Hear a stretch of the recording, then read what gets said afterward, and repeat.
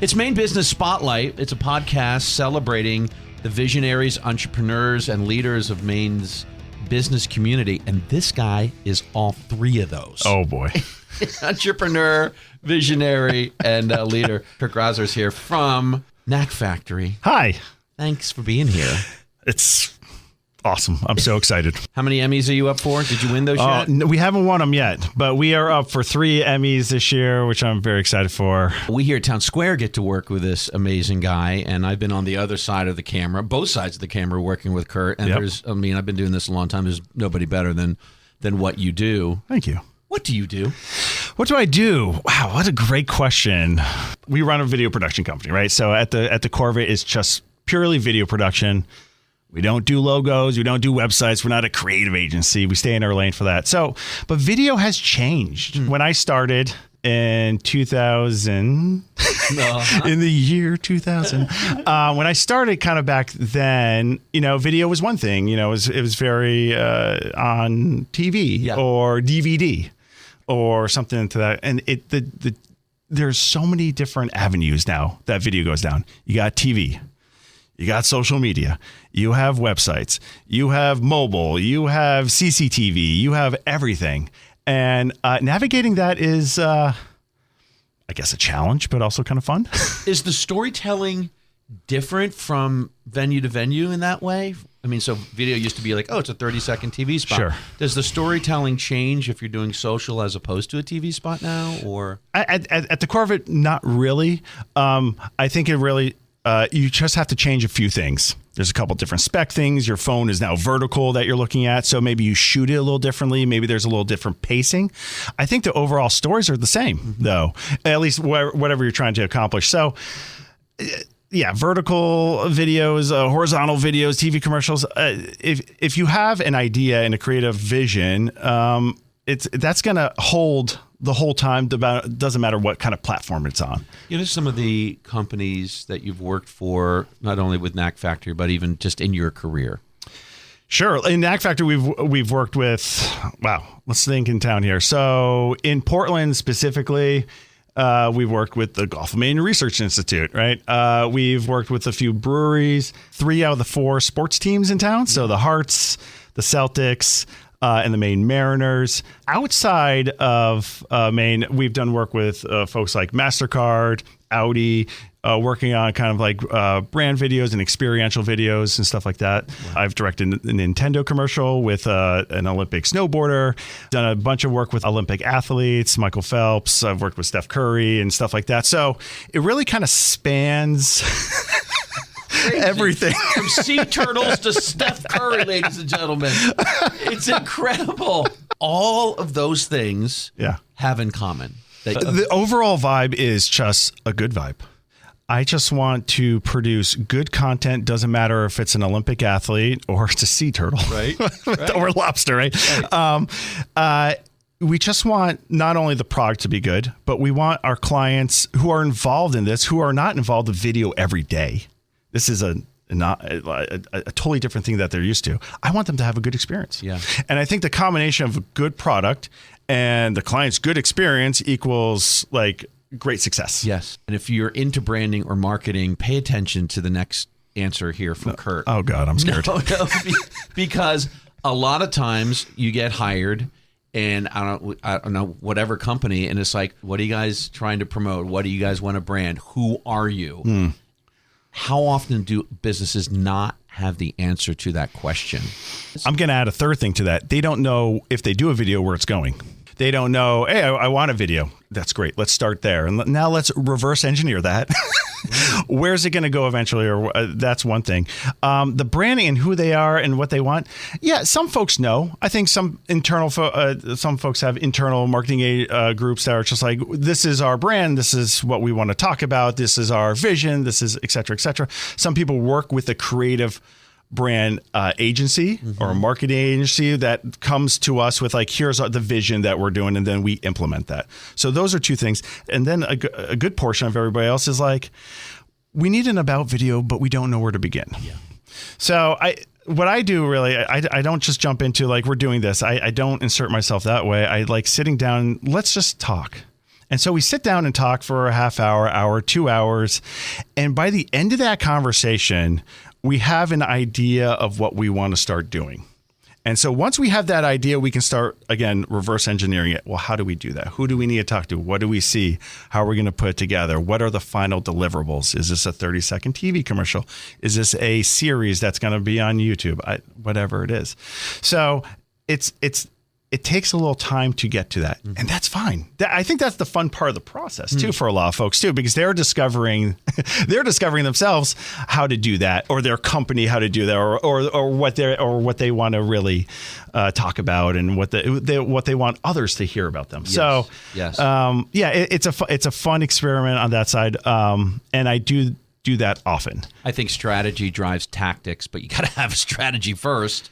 And it's amazing, and that was a leading question for me, because I think with Knack Factory and you specifically, you're so good at the strategic part of it. Yeah. The tactics we can... the strategery? Yes, strategery. We'll figure it out. But you're so good at that, and then you actually will help businesses discover who they are, how they're perceived, what their opportunity is. I think that's amazing. I do want to talk about sports. We've talked about sports teams and Michael Phelps and Steph Curry. And how did you get into that part of it? Back in the early aughts. Wow. Early 2000s. Sorry, I keep doing that.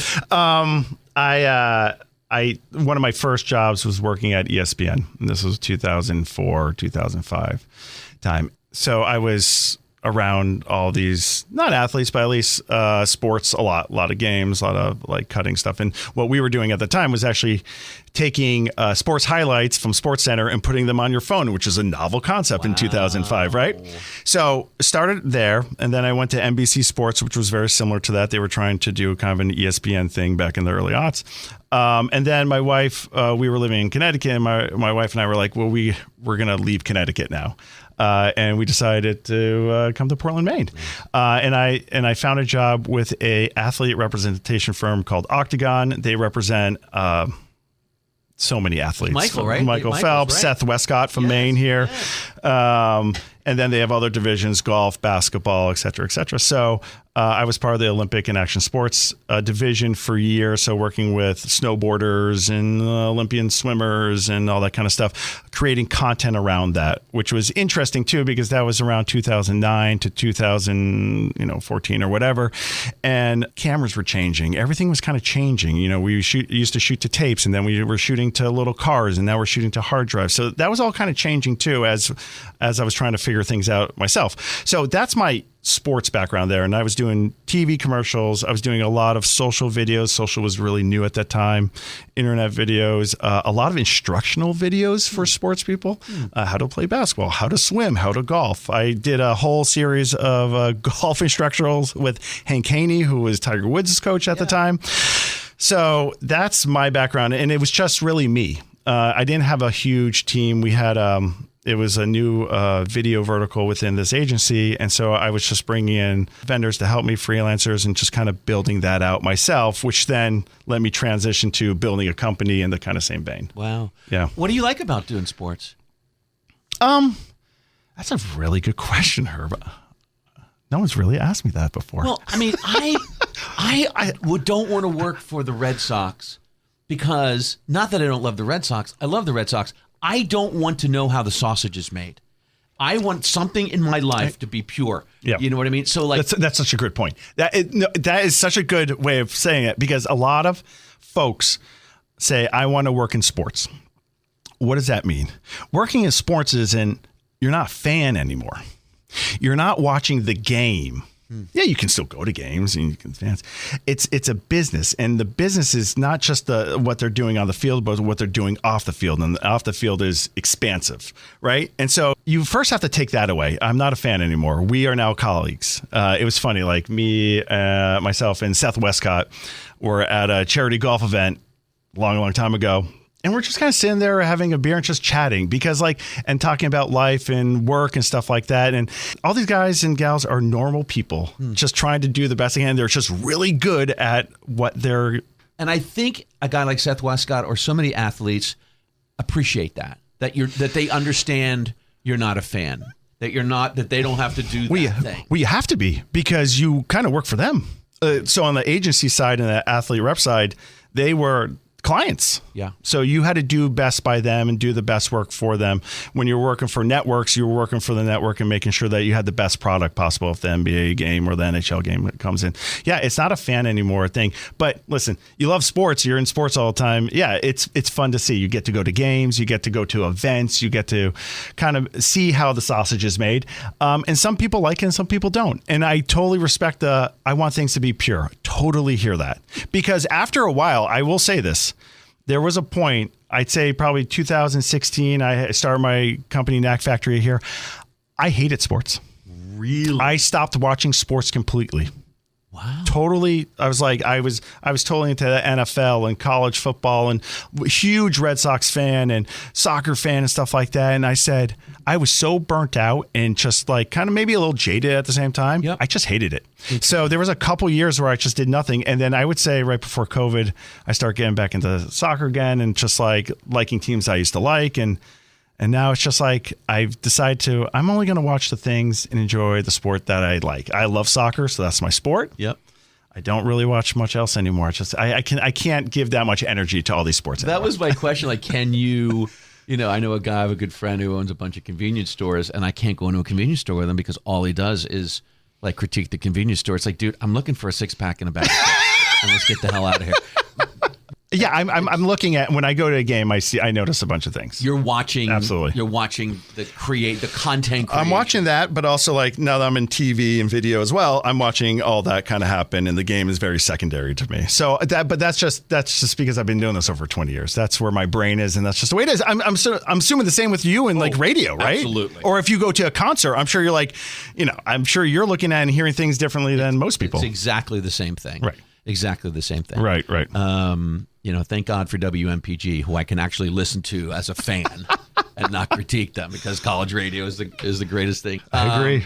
The level of content creation, go to a Hearts of Pine game next time, folks, or a Mariners game, whatever, and count the cameras, count the people making content. It has become such a huge part of branding of these teams. Yeah, it's necessary. The teams that don't do it, especially, okay, so the Hearts are in a third division, whatever that means for like soccer, right. USL League One, they're not an MLS team or a Premier League team or anything like that. But they're doing it right with you have to capture all the content because there is an interest in it. The teams that don't do that or can't, to be honest, can't afford it are the ones that suffer. Yeah. I try to tell some businesses that are medium, large, like same thing, same principles apply. There's a lot of content here. If you want people to know about you and your business and what you're doing, it's okay to keep generating content and trying to keep doing that. Again, sports is one thing, but like, it's okay. You want to generate content. Like Knack Factory ourselves, like we do a lot of content for others. I don't generate as much content for myself as I like to. Yep. And what are the keys to that? So someone's like, I don't have the content creation like a Hearts of Pine do. I have a landscape company. Or we make fences. We make really nice fences. Let's do that. Does it have to be slick? Can it be point and shoot? Yeah. Like, how do I? It has to be genuine. It has to be genuine. It has to be, you can't fake that. You're who you are. You're doing your business, and if you're passionate about that, that will come through, and it doesn't matter what camera you're using. One of our cameras here, an iPhone, an Android, it doesn't really matter. Right. You have to be genuine. You have to tell your story. You have to be authentic.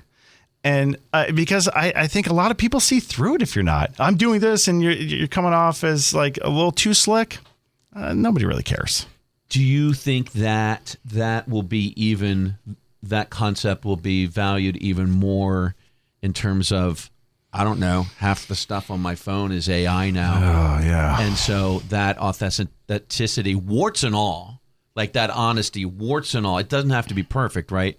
Will that be valued more? I think so, for sure. Listen, there's going to be a bunch of companies that already are, and there's some in town. Some will remain nameless. I've seen it on TV, and I'm like, that's an AI commercial, like straight up. Yeah. But those folks I think are just trying to do more awareness. This is our name. This is our service. Quickly. Just get it out there. They don't have a lot of money. That's totally fine. I am more drawn to video content that is, again, more authentic, more unique. Someone's passionate about something or an organization or a company, and there's a little story behind that. Yep. But there's going to be both for sure, especially as we keep going over the next, definitely this year. I thought it'd be another couple of years, but it's definitely moving in a direction where it's like a lot of AI slop. I think there is a need for organizations to be like, we are who we are. This is our unique presence. This is what we believe in. These are our people, and this is the service that we provide. Trust us. Yeah. I find if you don't trust the person you're working with, like, well, why are you going to do the business? I'm happy with what we're doing. And I think within our small market, and we are a small market, Portland, Maine, we're not like a Boston or New York. Like, I think it's really important to still be genuine and authentic in this space. What is the biggest mistake businesses make with branding? Yeah, not hiring Knack Factory, that's for sure.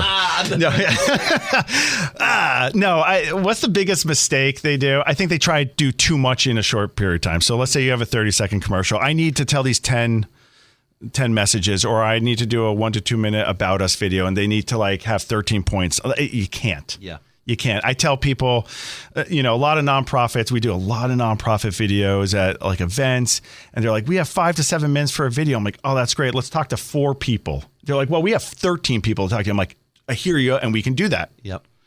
But less voices telling a story, so it gives a little breath, so it lets the viewer catch it. So I think people try to overdo it sometimes. That's I think the biggest thing on all video, social, TV commercials, mini series for like YouTube and stuff like that, and like nonprofit videos, just too much data, too many voices. Who just talked? What's going on? I don't know who's talking anymore. Right. Video's over. What did I just watch? Yeah, it's crazy, especially when we're watching content and watching our phones about the content that we're watching. It's like, how the hell do we totally. And people's attention spans are all over the place. So you want to catch them. You don't need to everybody has different attention spans. So they can be zippy and like amazing commercials, or it can have some breath. Let people just breathe for a second and absorb what you're watching. Yeah. And if they're into it, they'll watch. If they're not into it, they won't. Yeah. And that's okay. The Hearts of Pine stuff, Up the Hearts on Nessun. We're in season 2 now. That's correct. It's kind of all the things that you're great at. All kind of you are just stop it. You're just too nice. I mean it. Like, you're so the nice. Storytelling part of it, the sports part of it, but the humanity part of it, and the 3 Emmy nominations. I'm sorry, my friend. The 3 Emmy nominations prove that it's really good. Thank you. When's your acceptance speech? When do we do? No, we go to the Emmys at the beginning of June, and we're just going there to have a couple drinks, hang out. I have to get a suit from Men's Warehouse or something. I don't know. What an incredible story, and for you to be there. Sure. At the very beginning of this thing. Yeah. Like, what have you taken away from all of that? The biggest takeaway I have is like, just do it. Because if I didn't just jump in and start filming myself or with people on my team, even 5-6 years ago, you wouldn't get anything. If you wait for that perfect time and someone to finance it or whatever the issues are, you've already missed the boat, especially for like documentary stuff or documenting events or documenting an interesting thing happening. It's easy to miss the boat. And then you're catching back and you're like, oh, can I get footage? Did someone shoot that? Oh, I'd like to cobble that together. I just jumped in. I want to jump in. I said, I see something here. Is it going to come to a TV show? I don't know. Is it going to be a documentary? Are they even going to have a team? Nobody knew. I didn't care. We just shot it. We put it on a hard drive and we shot whenever there was a thing. So jumping in and doing something, I feel the biggest takeaway. I can tell any young person that's interested in this, any company that's interested in this, if you have a company and or you have an event and you're like, oh, should I capture that? Yes, you should capture it. Yeah. And this proves it. What was the moment for the Hearts or for you when you went, oh, holy smokes, this is happening? Like, this is going to be something. I will say the moment that really was just like, oh, this is a thing is like when at the State Theater when that jersey came out. Yeah. Were you on stage? That wasn't a setup, but I just want to let you know. I feel that was a moment. That place was rocking. That place was packed. Everybody was doing the heartbeat clap. Yes. Everybody was psyched. And like the governor is there and the senator is there and blah, blah, blah. And the jersey came out and people were just going and just buying jerseys then. At that point, I was like, oh, okay. Yeah, we got something here. And they're going to start in 3 months. Yeah. And we had one player. Bobby came out and talked on the phone. I remember that. Oh my gosh, I totally forgot about that. He's like, "Hey, can you hear me?" I think it was MPA too. That was so funny. It got real. There was a player on the phone. It was a real jersey. It wasn't just a logo or some sort of thing in the ether here. Yes. There's real stuff. Yeah. And I think that's when it started getting real. They started playing 3 months later. And ever since then, it's been packed since that moment. This is Maine Business Spotlight. And I want to talk specifically about Maine businesses. Ooh. We're not a huge market. We're not New York. Is there something about working in Maine that you really like and that informs the work that you do? I absolutely love working in Maine. I love working in this state. I love working with the people that live here. I've worked in, I used to live in Connecticut and Massachusetts. I used to work down in New York City. I'm gonna sound so like a young person here. I'm like, the vibes up here are different. Yeah. Down there, it's, I don't know. You do the job. No one knows. You just kind of go home and do something. Maybe you'll get another job, and it's great. It's a really interesting work. A lot of great people I work down there. Up here, it just feels different. Doesn't matter the industry. I can talk to you on the radio. I can talk to Rob Todd at Allagash. I can talk to Quincy at the Chamber of Commerce. We can do something up in Augusta where we're filming with Colby College. I'm going up to the county to film. Everywhere you go, first of all, everybody's very nice and wants to work with you. I've never had a massive issue here like I might have had down there, like more like ego and or more whatever. Something about here just resonated immediately with me when I moved here in about 2007, 2008. And I was like, oh my God, I found the space. I found it. And now I do travel. We do travel outside the state, do a lot of different work in different cities. It's just not the same, man. It's just not the same. And maybe it's the people, maybe it's the type of work, maybe it's the location. I don't know. See, I told you, visionary, entrepreneur, leader. Oh my God. It's Knack Factory. Thank you so much for the time today. Oh my gosh. We got to do the plug. What's the website? Okay, yes. If you want to check us out, it's knack-factory.com is our website. We're on all the socials, the Instagram, the Twitter, the Facebook, the TikTok. And then obviously we got the show Up the Hearts, which is on Nessun. This season 2 is coming up, and you can go to upthehearts.com or check us out on Instagram. And man, I'm walking around all the time to say hi. I like talking to people. Congratulations on all your success. I mean, it's the Emmy-nominated. Let's go. Kurt Graser, this for Knack Factory here on Maine Business Spotlight. Thank you, sir. Thank you.